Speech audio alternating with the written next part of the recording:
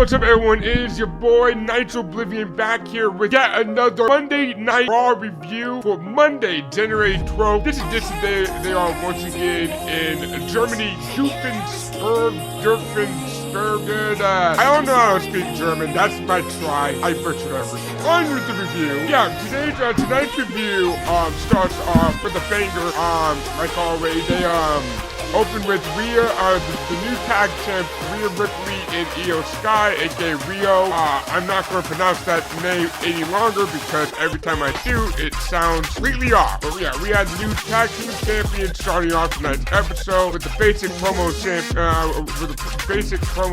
segment of like, hey, we're the new champion, we like all challengers, yada yada yada. And then out comes the team of out comes the team of Judgment Day. And then you had Baby Valkyria, and then you had the Kabuki Warriors, and then all those teams are out in the ring at the same time with the tag champs. Everyone's talking, everyone's looking at each other, they start fighting, your basic, Monday Night Raw promo, start off the show happens, and we find out that opening segment leads to set up a triple threat match later on down the line of the show to determine number one contenders to fight champion at Saturday Night Main Event happening later in the month, 2 weeks from now in Montreal, Canada. The triple threat is going to be, the Kabuki Warriors team of Kabuki Warriors, Baby Valkyrie versus Sinatra Judgment Day. And then after that, we had the Raw debut.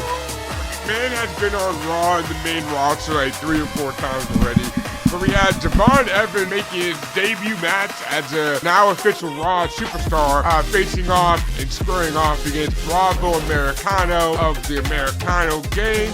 They're from the Gulf of Bullshit. And so we had the gang from the Gulf of Bullshit come out with the leader, Ludwig Kaiser, El Grande Americano. My bad. Ludwig Kaiser and El Grande Americano. They look similar in my opinion. Conspiracy theory? I think not. Well, moving on, we had, Bravo for the Devon, which was a very high stunning spectacle of a match. We had a lot of hoops and loops and doopy-doops and rides and jump. Very back match. Devon Evans is fresh out of NXT 21, up-and-coming new star on the rising. He was already a star at NXT, but he's definitely going to be a star on the main roster. I didn't really watch much of his NXT run, but I did catch a few matches of his PLEs and also big NXT, special runoff. But I do want to see more of Devon Evans in the future. I think he did a stunning portrayal and performance of a match tonight against Bravo Americano, and I really do like the Americano gang of mobsters, and it's very surreal how Ludwig Kaiser got over as a not Mexican human individual playing a Spanish-Mexican wrestler, a luchador in Mexico.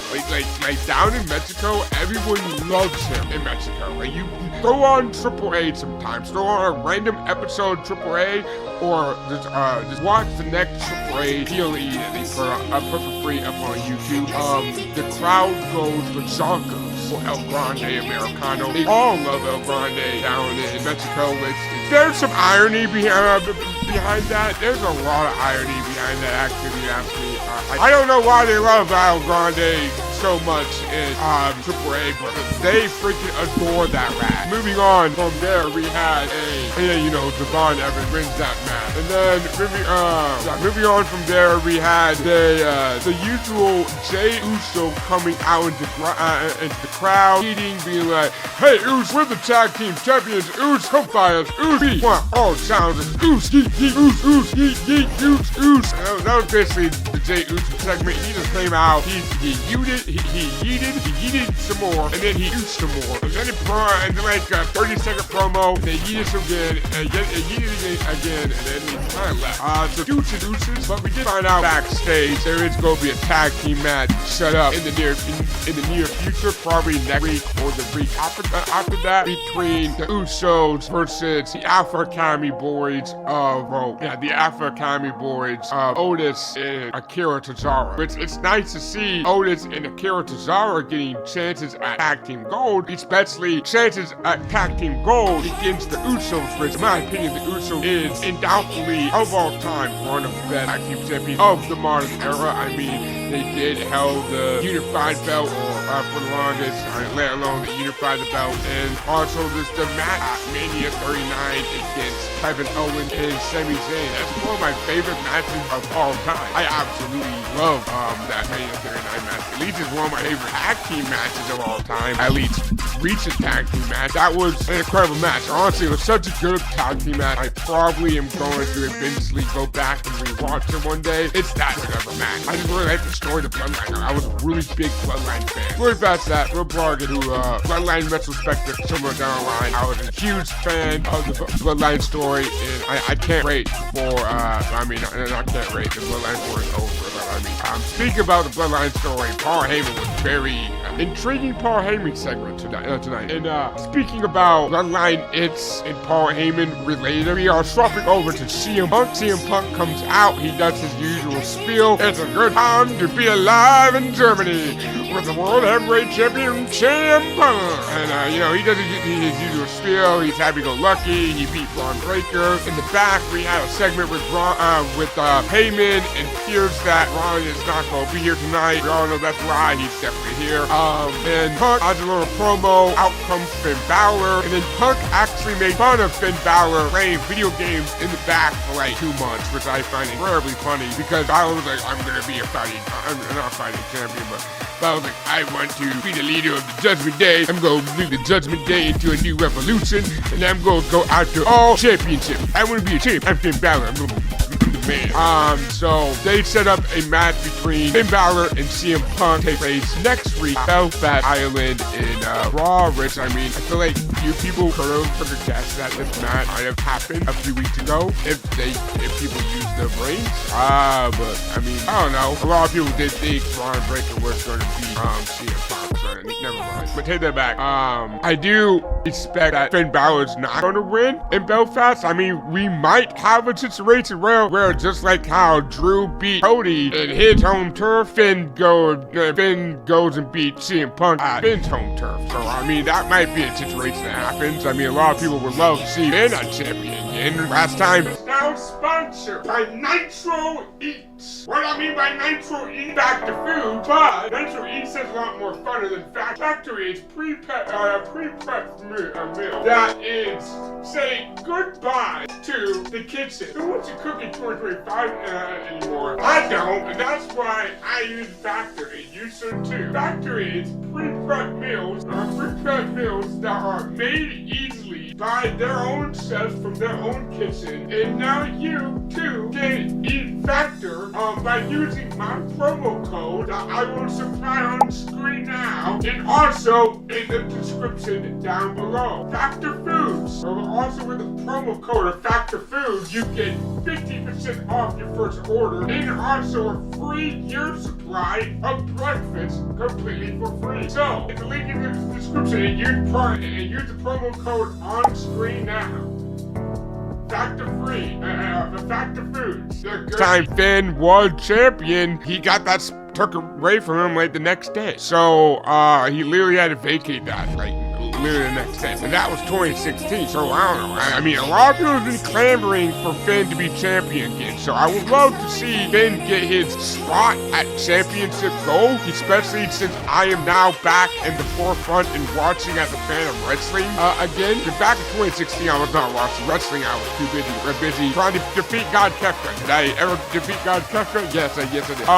But yes, moving forward, I would love to see Finn as champion, but I don't know if his time is now. I think CM Punk is probably going to at least retain until Elimination Chamber, if not definitely past Elimination Chamber. I can see Punk walking into Mania champ. Do I see Drew walking as the champion into Mania? Probably not, but I definitely do see Punk keeping the World Heavyweight Championship all the way towards Mania. Probably like a rematch between Seth, or better yet, maybe a triple threat match, Seth, Braun, Punk. That's not a bad idea. Maybe a Fatal 4-Way, put Austin Theory in the match. But yeah, again, Mania is 4 months away, and right now we're on January 12th. I digress. But yeah, we had a really good segment between Punk and Finn. I really like the one-liners and jabs that they threw at each other, and I'm very much excited and intrigued for their match coming up next week on the Belfast episode of Monday Night Raw. And speaking about that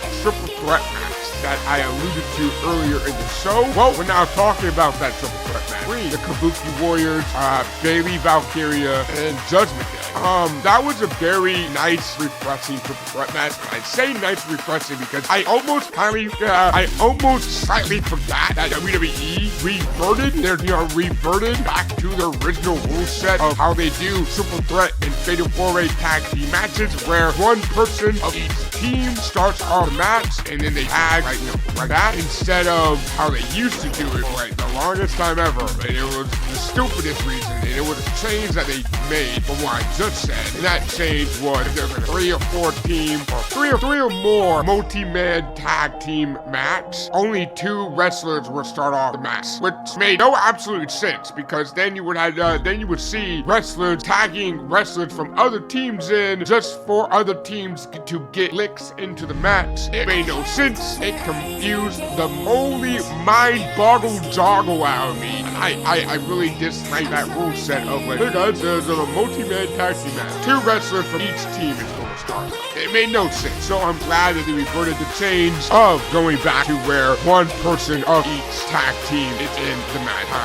Very rejuvenating of that form factor, and it made this match much more fun and much more intriguing. And it was a very much more fun and intriguing match, with an outcome of the Judgment Day picking up the W, which again, it makes sense. They're the logical team. They are the most dope team in the Judgment Day. I've been saying for the past weeks and weeks that they want to own all the gold. They want to get all the gold, yada yada. They want to be the locker room leader. So I mean, it makes sense for Judgment Day to, go after tag team championship and be the #1 contender. Speaking about tag team shenanigans, after that we had the Vision doing a tag. It was the Vision of Bron Breakker and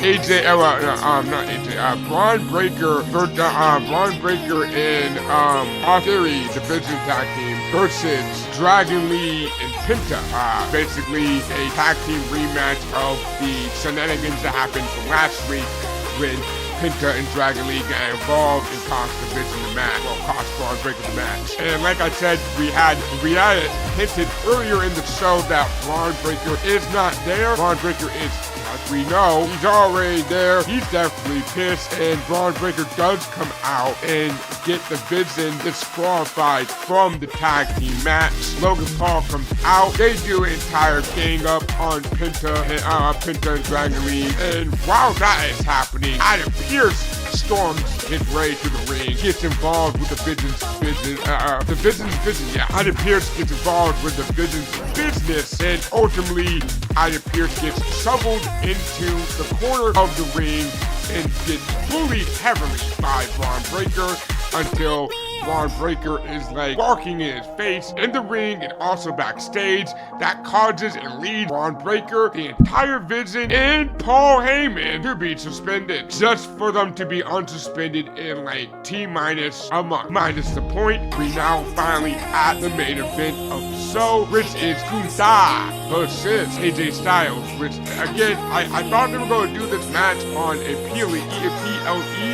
It makes the most sense for AJ Styles and Gunther to be on a PLE. Maybe they come back and revisit this, who knows? But yeah, they do AJ Styles and Gunther as the main event in Germany. Obviously, of course, Gunther picks up the W in the most sleazy, cheating way possible. He taps out to AJ, the bell rings. AJ thinks he wins, but the referee didn't see Gunther tap. So since the referee didn't see the Gunther tap, majority of the fans didn't see the Gunther tap.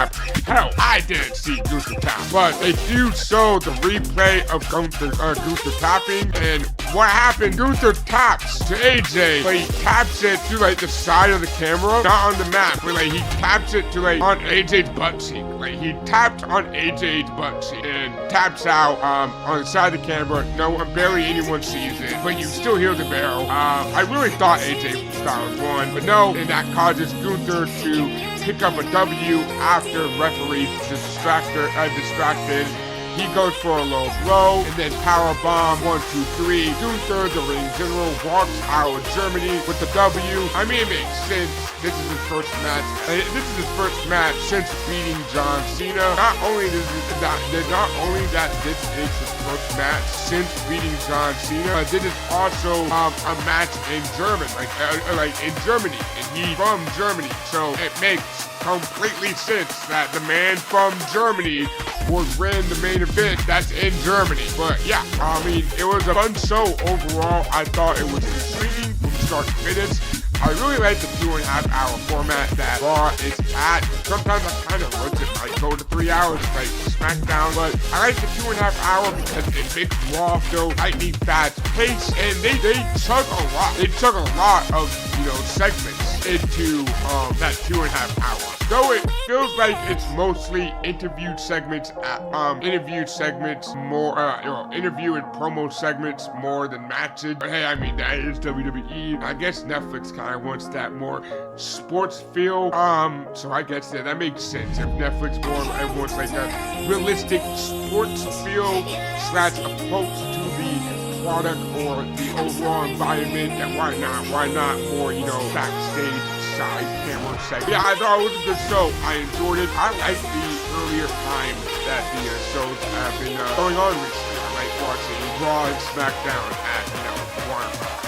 It's different. It's different than your usual 7 to 8 Eastern. And I really think that it's a better time slot. But they're once they go back to the States, once they're done with the European tour, they're gonna go back to the 70s. But again, I digress. But yeah, that was my review of this week's re-edition of WWE Monday Night Raw. I thought it was a overall really good show. I enjoyed the overall product, and I think WWE is off to a banger for the second week of their live programming. I give this a W. Give me a W to really come up with a rating system. But until then, I'm gonna continue jogging my thoughts of how I'm going to rate this show, and then I'm going to see you later on down the Multiverse Traveler. Until then, Guardian out!